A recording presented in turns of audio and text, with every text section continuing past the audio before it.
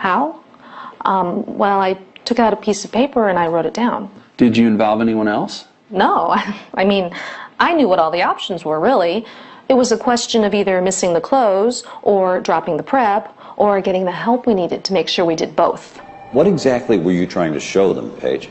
I was trying to demonstrate my competency in effective decision-making. Yes, but what indicators were you using? The ones in the competency framework. Assessing the problem, generating options, evaluating options. Okay, but those are indicators at your level. Did you look at the indicators at the job you were going for? Oh. Won't David and Tracy be looking for evidence that you do things the way the higher level job calls for? But I wanted to show them how well I do the job I do now. But doing your current job well doesn't qualify you for promotion. I mean, if it did, everybody would get promoted until they got to the first job they couldn't handle.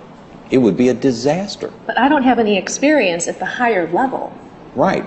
So what you've got to do is look at those higher level competencies and then adjust your current performance to match. You've got to operate using the higher level competencies in the job you're doing now.